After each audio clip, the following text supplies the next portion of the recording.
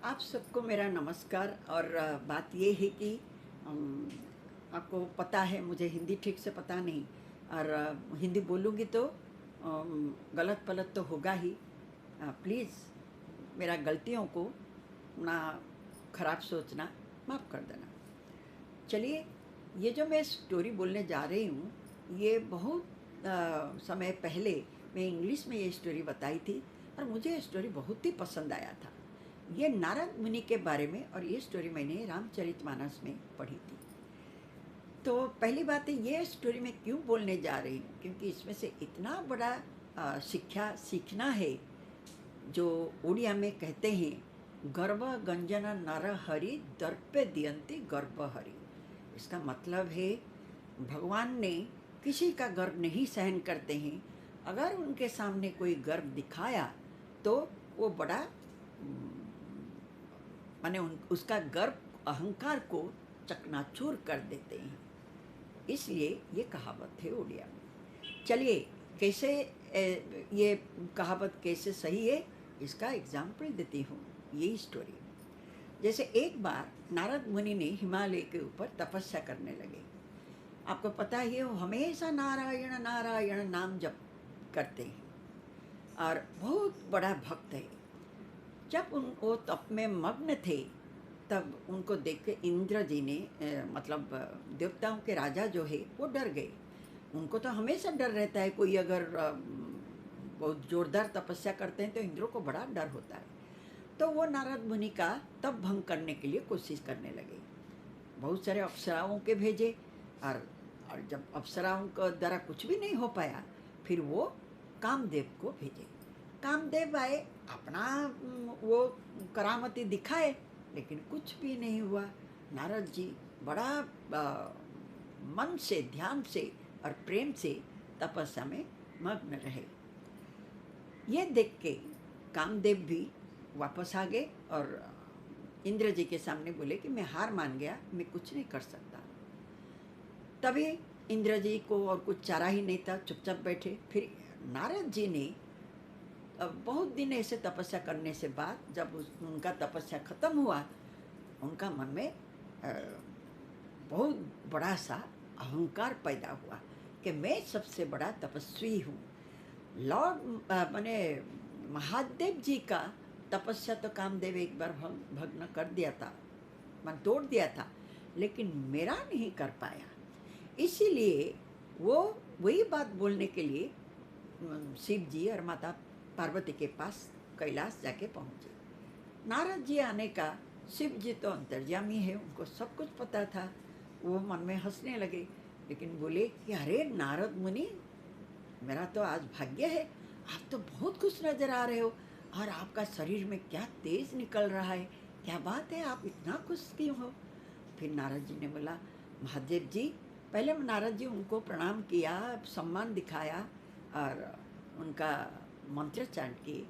फिर बोले कि ओ महादेव जी, आज ना मैंने कामदेव को भी जय कर लिया।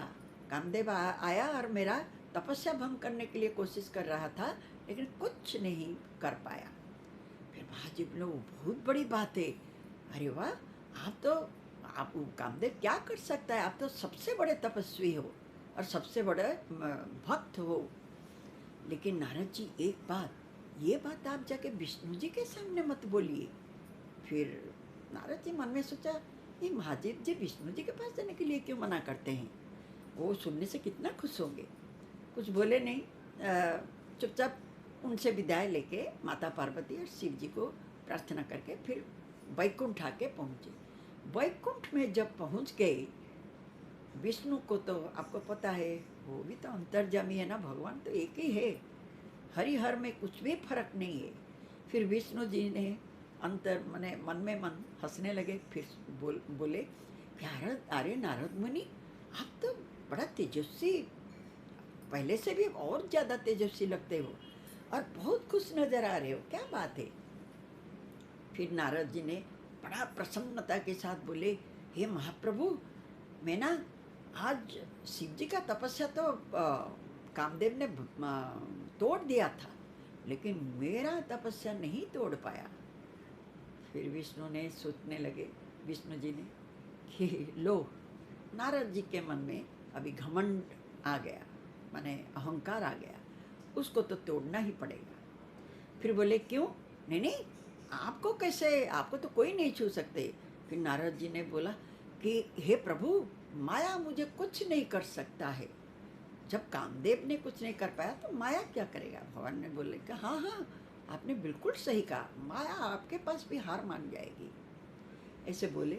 फिर नारद जी ने विष्णु जी की पूजा करके उनसे भी विदाई लेके आ गए। लेकिन आने से तुरंत वो धरती पर एक जगह पर जब पदार्पण किए, मैंने उतरे, तो देखा वो जगह क्या अजीब सा जगह है। इतना सुंदर साज सजा था कि देखते ही मन मोह जाएगा। फिर उनको बहुत अच्छा लगा। फिर देखे कि दूर से एक लड़की देखे जो खेल रही थी, मतलब ऐसे सखियों के साथ, और उसका रूप को तो वर्णना नहीं कर सकते हैं। उसको देख के नारद मुनि आश्चर्य हो गए। थोड़े दूर में वो एक आदमी को देखा जो जिसको उनको लगा कि कोई राजा होंगे। फिर उनके पास जाके पूछे कि ये किसका राज्य है। फिर वो आदमी बोला कि मेरा नाम शिलानिधि, मैं यहाँ का राजा हूँ, मेरा लड़के का शादी है, स्वयंवर के लिए मैं ये सब साज सजा किया हूँ। और आप नारद मुनि को तुरंत पहचान गया और फिर बोलने लगे कि वो नारद मुनि, मेरा लड़की का शादी होगा ना, तो आप आके उसका थोड़ा हाथ देख लीजिए और बोलिए, उसका आशीर्वाद दीजिए और बोलिए उसका भाग्य में क्या है। नारद मुनि बड़ा प्रसन्न हो गए।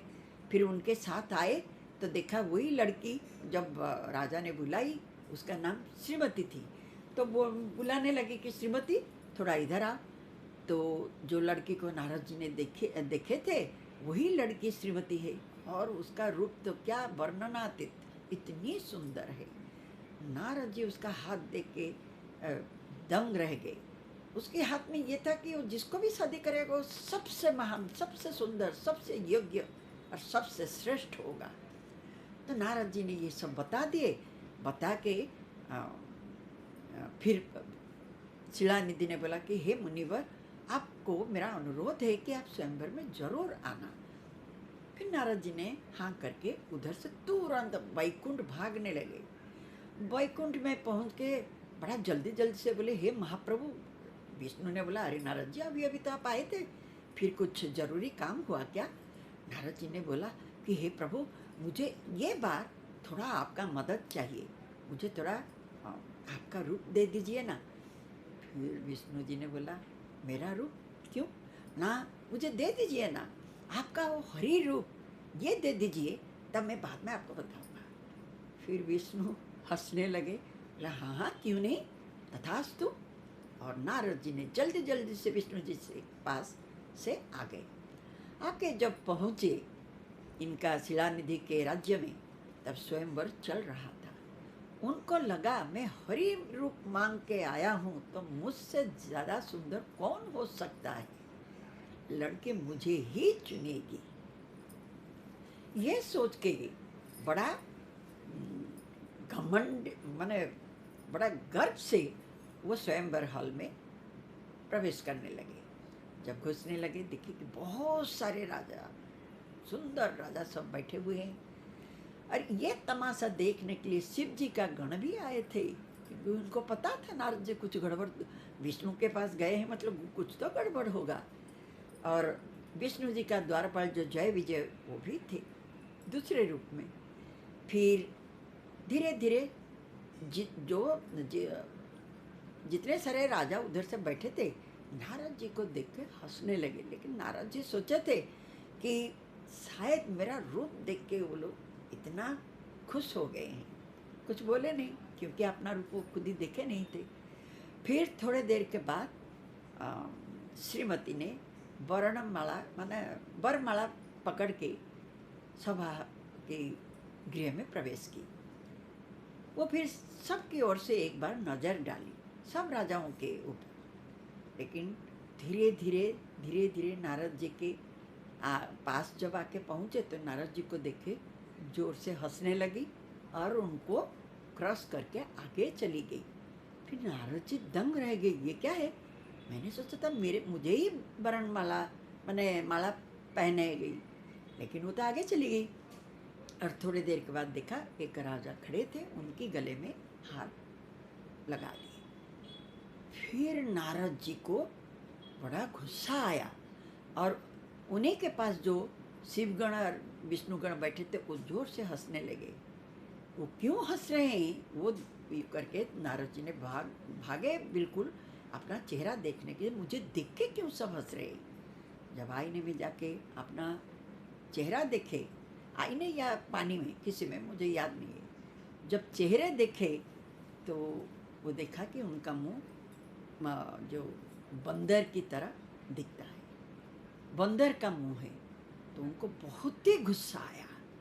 वो गुस्से से आके जब विष्णु जी के पास पहुँचे, मतलब वो जो राजा थे नहीं, विष्णु जी के पास जाके उनको अभिशाप दिया कि हे प्रभु, आपको मैंने मदद मांगा था और बोला था आपका रूप देने के लिए, आप मुझे यही दिया, बंदर का रूप। विष्णु जी ने बोला, हे नारद जी, आपने तो हरिमुख मांगे थे ना, तो मैं हरि मतलब तो बंदर ही है, इसलिए मैंने आपको यही मुख दे दिया, मेरा क्या गलती है। फिर क्षण में नारद जी बड़ा क्रोधित होके उनको अभिशाप दिया कि हे प्रभु, जितना दुख आप मुझे आज दिया, वो श्रीमती को मैं शादी नहीं कर पाया, तो उसी तरह आपने भी आपका प्रिय पत्नी से आप अलग हो जाओगे, मतलब आपका पत्नी वियोग होगा और आप यही बंदरों की सहायता में ही आपका पत्नी को दोबारा प्राप्त करोगे। इतना बोल देने से बाद तुरंत उसने देखने लगा कि ना वो राज्य है ना शिला निधि है, लेकिन सामने विष्णु और महालक्ष्मी खड़े हैं। फिर नारद जी ने समझ गया कि ये विष्णु माया के सिवा और कुछ भी नहीं। पूरा हाथ जोड़ के उनके पैर के नीचे लंबा होके सो गए। हे प्रभु, मुझे क्षमा कर दो। क्षण में उनका भ्रम दूर हो गया और वो समझ गए कि वो विष्णु माया में ही लिपट गए थे। वो खुद ही बोले कि हे प्रभु, मेरा जो घमंड हो गया था, इसी को एहसास दिलाने के लिए आपने ये माया रचाया, मुझे माफ़ कर देना, ये गलती मेरा दोबारा नहीं होगा। कि विष्णु जी ने हंसने लगे, बोले, वो नारद जी, आप मेरा प्रिय भक्त हो, आप क्यों सोचते हो कि मैं आपके ऊपर नाराज हूँ अभिशाप के लिए, ये तो मेरे लिए आशीर्वाद है। और दूसरे जन्म में मैं राम अवतार लूँगा और सीता मैया की अवतार महालक्ष्मी लेंगे, तभी उनका वियोग मेरे से होगा और मैं यही बंदरों के सहायता से ही सीता को वापस लाऊंगा, ये मेरे लिए आशीर्वाद है। This much is the story. मतलब कि इतना ही नारद जी को भगवान विष्णु ने अपना माया दिखाया और माया से दूर भगाया। उनका यही कहना था कि हमेशा भक्तों का भगवान हमेशा अपने भक्तों का अच्छा ही सोचते हैं। नारद जी को भ्रम हो गया था ना, तो उनको सहायता करने के लिए विष्णु ने ये माया रचाया था, दूसरा कुछ भी नहीं। वो अपने भक्तों को अपने से भी ज़्यादा बहुत ही प्यार करते हैं। Anyways, this is the Hindi story. I have done so many mistakes. Please, please, please ignore the mistakes. Thank you so much.